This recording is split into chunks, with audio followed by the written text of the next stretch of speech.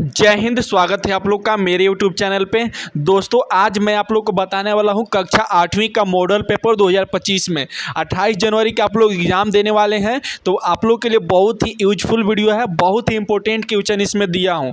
इसमें से जो मैं 50 क्वेश्चन बताऊंगा, 50 में से जो है आपका 40 से 45 यानी कि 40 से 45 क्वेश्चन जो आपका एग्जाम में आएगा ही आएगा, सेम क्वेश्चन आएगा।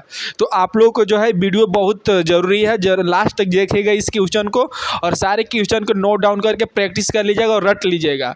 आपका सारा क्वेश्चन यही आने वाला है। तो चलिए बिना देर के वीडियो को स्टार्ट करते हैं। वीडियो में बढ़ने से पहले मैं बता दूं, आप लोग अगर मेरे यूट्यूब चैनल पे पहली बार होंगे तो ज़रूर मेरे यूट्यूब चैनल को सब्सक्राइब करके बेल आइकन को प्रेस कीजिएगा। तो देखिए यहाँ पे पहला क्वेश्चन दिया हुआ है। सबसे पहले मैं आप लोग को बता दूं कि देखिए ये जो क्वेश्चन मैं बताऊंगा बहुत ही इंपॉर्टेंट क्वेश्चन रहेगा, ठीक है ना। तो ये देखिए आप लोग, अब पहला क्वेश्चन देखिए दिया हुआ यहाँ पे, कोशिकाओं का वह समूह जिसकी रचना उद्गम तथा कार्य समान हो उसे क्या कहते हैं।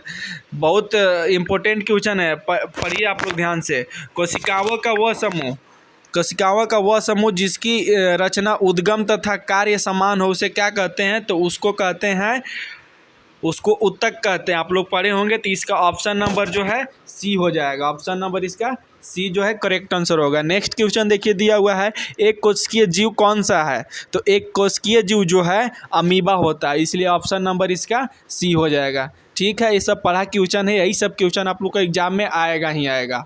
अब देखिए नेक्स्ट क्वेश्चन आते हैं, सजीव के शरीर की संरचनात्मक एवं क्रियात्मक इकाई क्या है। तो सजीव का जो है संरचनात्मक जो क्रियात्मक इकाई है उसको जो है हम लोग कोशिका बोलते हैं, इसलिए इसका ऑप्शन नंबर ए हो जाएगा। ठीक है, नेक्स्ट क्वेश्चन देखिए, क्वेश्चन नंबर 4, निम्न में से अधातु कौन सी है। तो यहाँ पे 4 ऑप्शन दिया हुआ है, 4 ऑप्शन में से पूछ रहा है धातु कौन सी है। तो इसका ऑप्शन नंबर डी हो जाएगा। इसका ऑप्शन नंबर डी हो जाएगा, इनमें से सभी, यानी कि जो है सल्फर भी अधातु है, कार्बन भी अधातु है, ऑक्सीजन भी अधातु है। तो इस तरह से जो आपका सारा जो है अधातु, इसलिए इसका डी ऑप्शन हो जाएगा। ठीक है, अब देखिए क्वेश्चन नंबर 5 में आते हैं। 5 क्वेश्चन नंबर देखिए बोला है, निम्न कौन सी एकमात्र धातु है जो विद्युत की सुचालक है। यहाँ पे 4 ऑप्शन दे दिया है और 4 ऑप्शन में से पूछ रहा है कौन जो है धातु की क्या है, सुचालक पूछ रहा है, अधातु के सुचालक पूछ रहा है, अरे सॉरी विद्युत की सुचालक पूछ रहा है, इसलिए इसका ऑप्शन नंबर सी हो जाएगा। ग्रेफाइट जो है क्या है, विद्युत की सुचालक है। ठीक है, नेक्स्ट क्वेश्चन आते हैं क्वेश्चन नंबर 7 में देखिए, सूक्ष्म जीव की वृद्धि को रोकने के लिए किसका उपयोग किया जाता है। तो सूक्ष्म जो जीव होते हैं उनकी वृद्धि को रोकने के लिए जो है इनमें से सभी, यानी कि आपका नमक का भी यूज किया जाता है, खाद्य तेल का भी यूज किया जाता है और चीनी का भी यूज किया जाता है, इसलिए इसका ऑप्शन नंबर डी हो जाएगा। ठीक है, इनमें से सभी। नेक्स्ट क्वेश्चन देखिए आता है क्वेश्चन नंबर 8, लेग्यूम पौधों की जड़ों में कौन सी जीवाणु उपस्थित होती है। तो जो लेग्यूम पौधा होता है उनके जड़ में जो है राइजोबियम नाम का एक जीवाणु जो है उपस्थित रहता है, इसलिए इसका ऑप्शन नंबर ए हो जाएगा, राइजोबियम। क्लियर यहाँ तक। अब नेक्स्ट क्वेश्चन देखिए आते हैं। नेक्स्ट क्वेश्चन देखिए बोला है, भिंडी आप लोग जानते होंगे, पूछ रहा है थोड़ा देखिए यहाँ पे देखिए नेक्स्ट क्वेश्चन देखिए बोला है, भिंडी की पीत किस सूक्ष्मजीव से होता है। तो भिंडी का जो पीत होता है वो जो आपका विषाणु पीत से होता है, इसलिए इसका ऑप्शन नंबर डी हो जाएगा। क्लियर। नेक्स्ट क्वेश्चन देखिए आते हैं, विद्युत द्वारा किसी पदार्थ पर किए वांछित धातु को निक्षेपित करने की प्रक्रिया क्या कहलाती है। तो इसका ऑप्शन नंबर सी हो जाएगा, विद्युत लेपन कहलाती है। क्लियर यहाँ तक। नेक्स्ट क्वेश्चन देखिए क्वेश्चन नंबर 11, कौन सा घोल विद्युत का कुचालक होता है। तो यहाँ पे 4 ऑप्शन दे दिया है, 4 ऑप्शन में से पूछ रहा है कौन सा घोल जो है विद्युत का सुचालक होता है, कुचालक होता है। तो इसका ऑप्शन नंबर डी हो जाएगा। आसुत जल जो होता है वो विद्युत का क्या होता है, कुचालक होता है। क्लियर यहाँ तक समझ गया। अब नेक्स्ट आते हैं देखिए क्वेश्चन नंबर 12 में आते हैं, पूछ रहा है विद्युत अपघटन का उपयोग है। तो पूछ रहा है यहाँ पे 4 ऑप्शन दिया हुआ है, 4 ऑप्शन में से पूछ रहा है विद्युत अपघटन का कहाँ उपयोग है। तो इसका ऑप्शन नंबर डी हो जाएगा, यानी कि जो है आपका ऑप्शन ए में भी यूज होता है, धातुओं के निष्कर्षण में भी, शुद्धिकरण में भी यूज होता है और इलेक्ट्रोप्लेटिंग में भी यूज होता है, इसलिए इसका ऑप्शन नंबर डी हो जाएगा। नेक्स्ट क्वेश्चन देखिए आते हैं, क्वेश्चन नंबर 13 दिया हुआ है, निम्न में से कौन जीवों के जनन की अलैंगिक विधि है। तो यहाँ पे 4 ऑप्शन दे दिया है, इसमें से जीवों के अलैंगिक विधि पूछ रहा है, तो इसका ऑप्शन नंबर ए हो जाएगा। निषेचन जो है जीवों की अलैंगिक विधि है।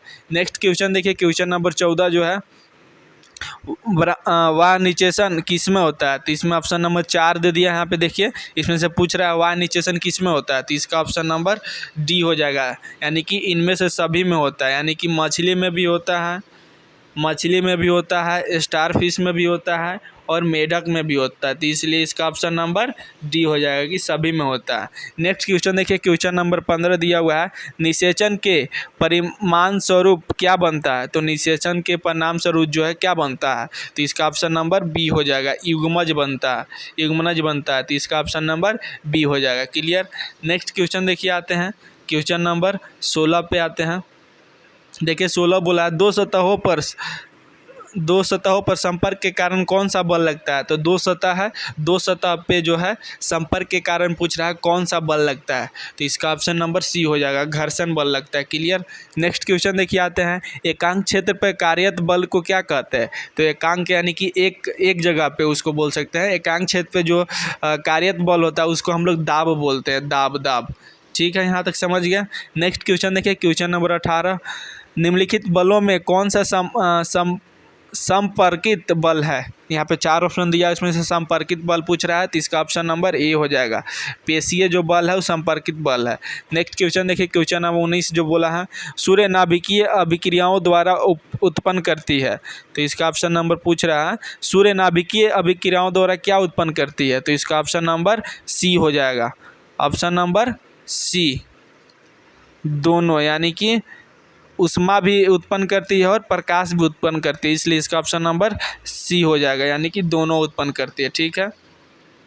नेक्स्ट क्वेश्चन देखिए आते हैं, देखिए नेक्स्ट क्वेश्चन बोला है, कौन जीवाश्म ईंधन नहीं है। यहाँ पे 4 ऑप्शन दे दिया हुआ है, 4 ऑप्शन में से पूछ रहा है कौन जीवाश्म ईंधन नहीं है, तो इसका ऑप्शन नंबर सी हो जाएगा, प्राकृतिक गैस जो है जीवाश्म ईंधन का उदाहरण नहीं है। नेक्स्ट क्वेश्चन देखिए आते हैं, किसी पदार्थ के दहन के लिए क्या आवश्यक है।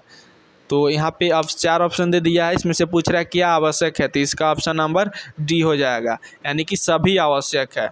यानी कि देखिए यहाँ पे जो है दहनशील पदार्थ भी आवश्यक है, ज्वलन ताप भी आवश्यक है और ऑक्सीजन भी आवश्यक है, इसलिए ऑप्शन नंबर इसका डी हो जाएगा, यानी कि इनमें से सभी। नेक्स्ट क्वेश्चन देखिए, क्वेश्चन नंबर 22, जीवन काल की वह अवधि जब शरीर में ऐसे परिवर्तन होते हैं जिनके परिणाम स्वरूप जनन परिपक्वता आती है, तो इसका ऑप्शन नंबर जो है, इसका ऑप्शन नंबर सी हो जाएगा, किशोरावस्था उसको बोलते हैं हम लोग। ठीक है। नेक्स्ट क्वेश्चन देखिए आते हैं, क्वेश्चन नंबर 23 बोला है, क्रोध चिंता एवं उत्तेजना की अवस्था में कौन सा हार्मोन उत्तरदायी है। यहाँ पे पूछ रहा है क्रोध चिंता एवं उत्तेजना की अवस्था में कौन सा हार्मोन जो है एक्टिव रहता है, तो इसका ऑप्शन नंबर बी हो जाएगा, एड्रीनेलिन बोलते हैं। ठीक है, यहाँ तक समझ गए आप लोग। अब नेक्स्ट क्वेश्चन में आते हैं, क्वेश्चन नंबर 24 में देखिए आते हैं, क्वेश्चन नंबर 24 देखिए बोला है,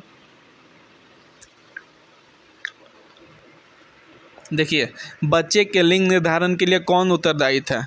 तो यहाँ पे माता उत्तरदायी है, पिता उत्तरदायी है, तो यहाँ पे ऑप्शन नंबर जो है बी हो जाएगा। क्लियर, पिता उत्तरदायी है। क्लियर। नेक्स्ट आते हैं, देखिए क्वेश्चन नंबर 25 में, यदि आपतन कोण का मान 30 डिग्री है तो परावर्तन कोण का मान कितना होगा। अरे भाई बहुत ही सस्ता क्वेश्चन है।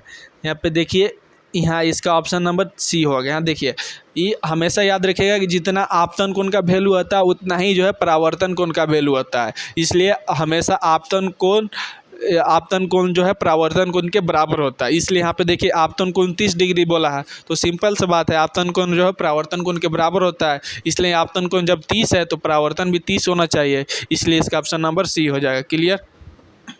अब देखिए नेक्स्ट क्वेश्चन में आते हैं, क्वेश्चन नंबर 26 में, समतल दर्पण से बना प्रतिबिंब होता है। तो समतल दर्पण से जो है बना प्रतिबिंब कैसा होता है यहाँ पे पूछ रहा है, तो इसका ऑप्शन नंबर इसका ए हो जाएगा, आभासी होता है। क्लियर, यहाँ तक समझ गया। अब नेक्स्ट क्वेश्चन की ओर आते हैं, क्वेश्चन नंबर 27,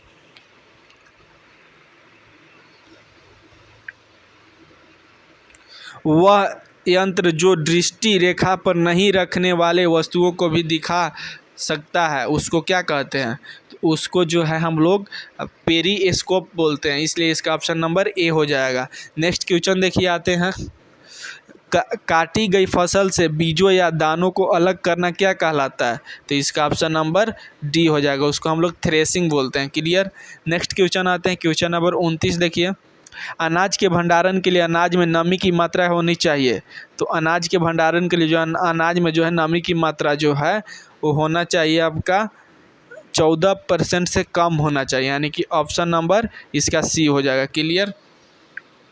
नेक्स्ट क्वेश्चन देखिए आते क्वेश्चन नंबर 30, किस जीव को किसानों का मित्र कहा गया है? तो यहाँ पे 4 जीव दिया हुआ है, 4 जीव में से पूछ रहा है कौन सा जीव जो है किसानों का मित्र कहा गया? तो इसका ऑप्शन नंबर डी हो जाएगा, केंचुआ को जो है किसानों का मित्र कहा गया है। नेक्स्ट क्वेश्चन देखिए आते हैं, सूर्य के सबसे ऊपरी सतह का तापमान कितना होता है? तो सूर्य जो होता है, सूर्य के सबसे ऊपरी सतह का जो तापमान होता है वो 6000 डिग्री सेल्सियस होता है। क्लियर।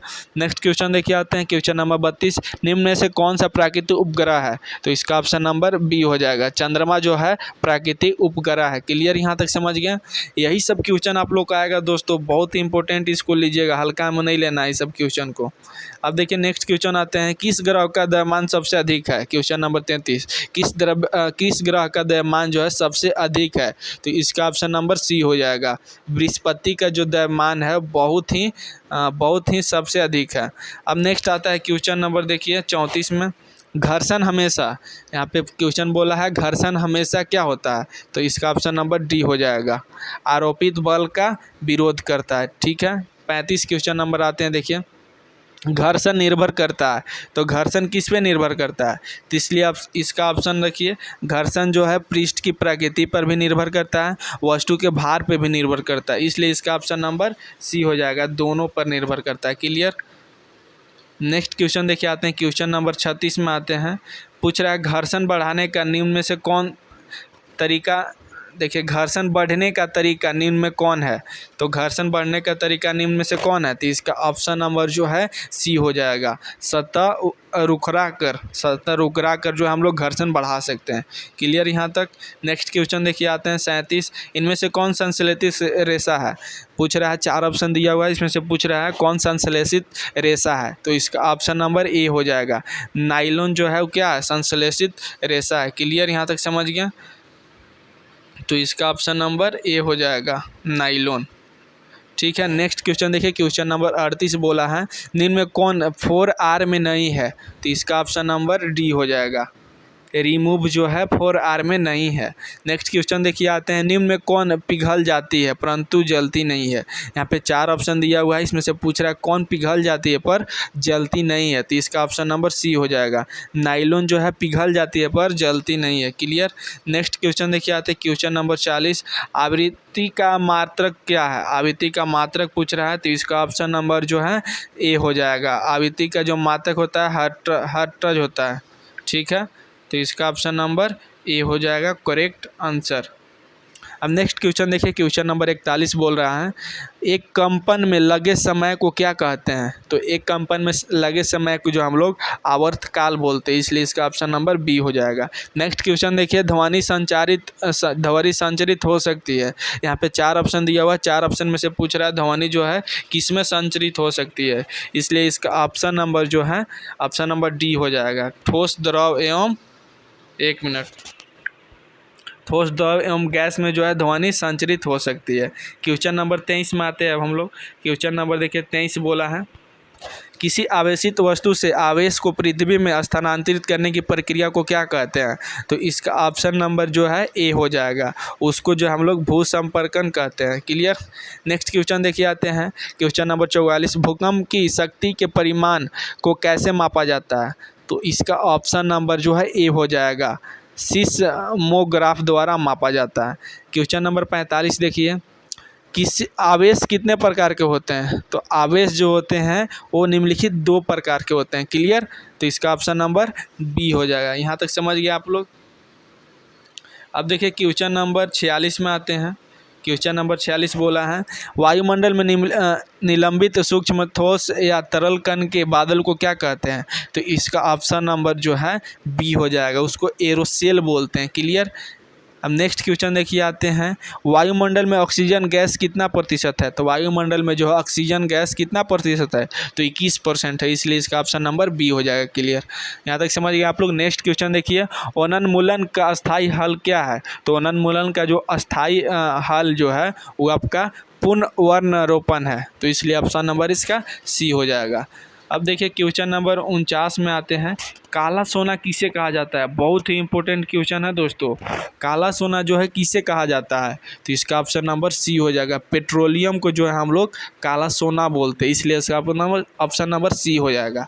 अब देखिए लास्ट क्वेश्चन आता है, कौन सा प्राकृतिक संसाधन नहीं है? यहाँ पे 4 ऑप्शन दिया हुआ है, 4 ऑप्शन में से पूछ रहा है कौन सा जो है प्राकृतिक संसाधन नहीं है? तो इसका ऑप्शन नंबर डी हो जाएगा। कपड़ा जो है प्राकृतिक संसाधन नहीं है, इसलिए जो आपका प्राकृतिक संसाधन देखिए ये भी आपका जल भी है जो प्रकृति से बना है, हवा भी जो है प्राकृतिक द्वारा बनाया गया है, सूर्य का प्रकाश भी जो है किसका प्राकृतिक द्वारा बनाया गया, बट कपड़ा जो है मानव निर्मित है, इसलिए इसका ऑप्शन नंबर डी हो जाएगा। तो इस तरह से मैं जो आप लोग को 50 ऑब्जेक्टिव क्वेश्चन बताया, जो कि 50 में से 40 से 45 नंबर यही क्वेश्चन आएगा। आप लोग इसको रट लीजिएगा, अच्छा से तैयारी कर लीजिए और यही सब पढ़ के जाइए, आपका फिक्स है कि एग्जाम में आएगा ही आएगा।